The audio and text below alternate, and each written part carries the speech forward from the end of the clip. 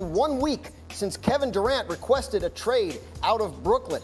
At the time of the request, it was reported that his preferred destinations were the Phoenix Suns and the Miami Heat. Here we are a week later, and we are still awaiting a resolution on this situation. So we bring in our very knowledgeable basketball crew, Brian Windhorst, Zach Lowe, and Nick Friedel. Wendy, I want to start with you. Where do things stand right now with KD and a potential trade? Yeah, when the Nets put him on the market, Dan, I think they thought there was going to be a tremendous bidding war. And while there's a lot of interest, from what I can tell, that bidding war isn't really hot right now. The teams have made their offers, and they don't really feel the need to increase them. Now, maybe we'll see a little bit of action coming out of Summer League. All of the executives are gathering in Las Vegas over the next few days, and there could be a restart in action there. But there's been a couple of things that have happened that have even made it more complicated that involve the Utah Jazz. The Jazz make this trade with Rudy Gobert last week where they get an incredible haul of draft picks, in which the Nets respond by saying, well, now the price for Durant just went higher. And the rest of the league is kind of saying, we don't think so. We don't want to pay that price. We didn't like that trade. And then you look at Donovan Mitchell. After the Gobert trade, there was a belief that maybe Mitchell would be next, and maybe at some point he will be. But for now, the Jazz are telling people they don't intend to trade him. And on Mitchell's side, he's going to stand pat. He's not going to force any action right now. So without Mitchell in the market, the teams are not trying to outbid each other. It doesn't make sense for teams to sell their house to pay for a car, even if that car is a Lamborghini like Kevin Durant. So Nick, what is your recourse if you're the Nets here with the market frozen? You just have to hope that it changes. But Dan, this is a problem. To Brian's point, the Nets were hoping, all right, Kevin Durant's available. We're going to take everything we possibly can. And that hasn't been the case. It's not like Sean Marks, Brooklyn's GM, going into work every day going, you know what I want to do today? I want to trade Kevin Durant. That's the last thing in the world this team wants because they're completely irrelevant the second they make that deal as far as title contention. But if you have a list of teams that he wants to go to and you're trying, at least in some way, to help him get to a preferred destination, these teams are all seeing what's going on, and they're seeing that they can potentially wait it out. The difference is he's got 4 years, so the Nets can say, okay, we can bring him back, and they can pull this thing throughout the summer into training camp. It's possible, but I still think something ends up getting done here at some point. Zach, do you think that's a legitimate threat from the Nets? We could actually keep him on the team or no? I think they'd like everyone to think that it's a legitimate threat, and maybe it is. Look, what everyone is saying is right. The Rudy Gobert trade was a double-edged sword for the Nets. On the one hand, it would seem to increase the price for Kevin Durant. On the other hand, it set an impossible standard for Sean Marks and the Nets to hit. You just can't get more draft picks from one team than the Jazz got from Minnesota in that trade. The standard is impossible. And then you have the list, Phoenix and Miami. And I think Phoenix, from my reporting, is a clear number one on that list. The teams who aren't on that list are going to have two separate offers for Kevin Durant. The offer that the mother load offer they'll give only if they feel like Durant wants to go there, if they can meet with him, and a lesser offer that they will give if they can't meet with Durant and so they're uncertain. But as far as Durant going back to the Nets, look, you have to say that. They have to say that. I'll believe it when I see it. And as Nick Friedel knows better than anyone, I've come to expect the worst for the Nets. They played tough with Harden. We saw what happened there. So I'm expecting something to happen before the season. So what's the pressure point here? Like, what has to change in order for this market to kind of unfreeze? This is why this is so strange right now, Dan, because I've covered Kevin in Oakland with the Warriors. I've now covered him in Brooklyn. The guy wants to win badly. And if he's looking around and he's saying, well, I don't want these teams to gut themselves to bring me in because then we can't win a title. The problem for the Nets is, and this is if he were to come back to training camp, they've now traded James Harden, who would have been the second best player, for Ben Simmons, who just had back surgery, who nobody knows exactly what's going to happen in his future. Also, we're going to get to Kyrie, but if you know you're going to move on from Kyrie and Ben Simmons is there, you suddenly have a roster full of question marks around a superstar that's still in his prime. Nets have a mess, and obviously we have a lot more time to discuss this as the coming days and weeks unfold. Right now, though, I want to asked, do you have to let it linger?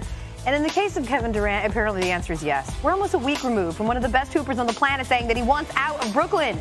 A move that promises a huge haul for the Nets, but alas, still he sits.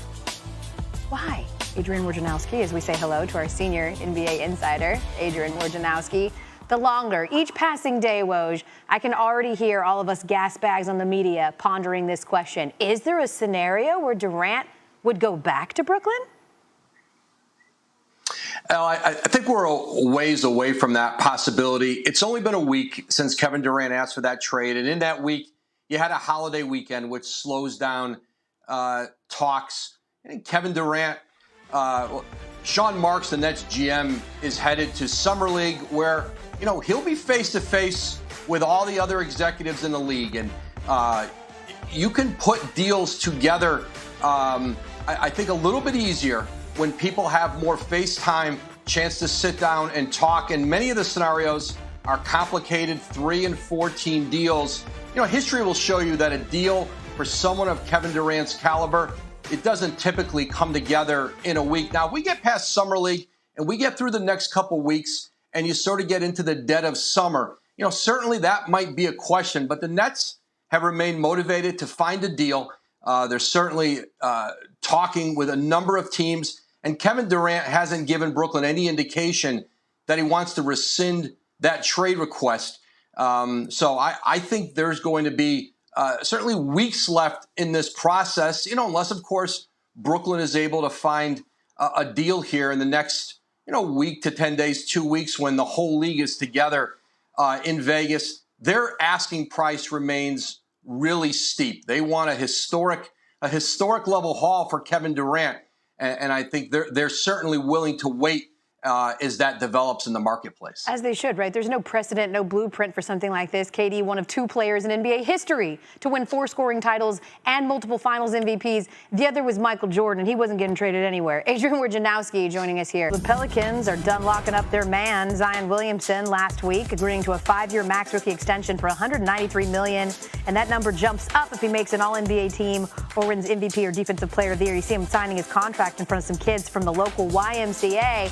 A celebratory move, not just for the money, because Zion turns 22 today and spoke just a little bit ago about staying in New Orleans. On my birthday last year is when I found out I broke my foot. And I was out the whole year. It was a tough year. And then for the Pelicans to come give me this birthday gift, I'm not going to let them down. I'm not going to let the city down. I'm not going to let my family down. And most of all, I'm not going to let myself down. So just thank you.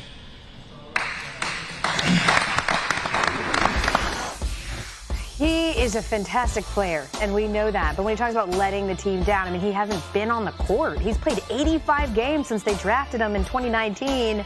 But he's certainly a prolific scorer when he's there, right? Since the merger, only Jordan has put up more points through his first 85 games than Zion. The former Duke star standing at nearly 2,200 points already. Incredible.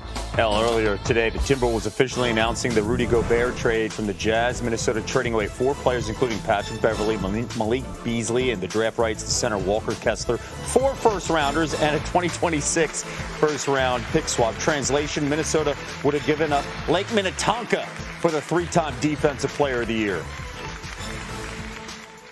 We're going to be very unique. I don't think there's going to be another team that is going to be able to bring to the table what we're going to bring to the table. And my goal is really to, make out a better player on both ends and make his life easier and allow him to be even better than he already is. And I think his presence is going to do the same for me.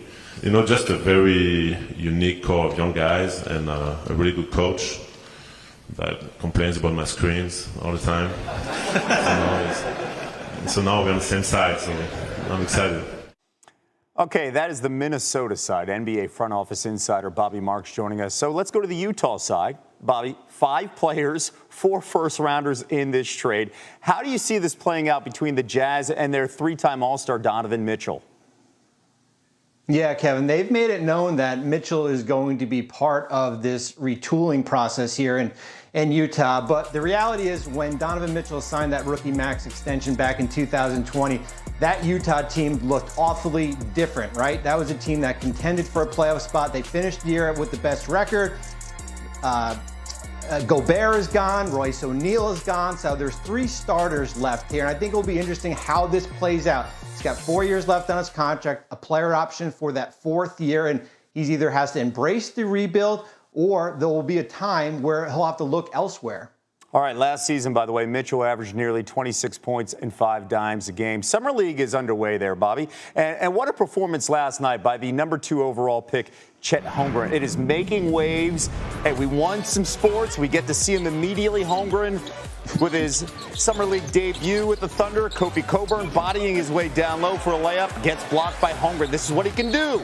Cockburn nearly 100 pounds heavier, but Holmgren winning the battle. Then Taco Fall. He blocks Taco Fall. Are you kidding me? 7'6" Taco Fall. Access denied. Then, less than a minute later, James Palmer Jr. tries the fadeaway. Again, you see Chet's length right there. Nice no look there, down on the break. And then Holmgren, little dribble move, and he would drop a 3. How about the first player in Summer League history to have 6 blocks and 4 threes? Katie also giving him a shout out. The Thunder winning 98-77. Holmgren 23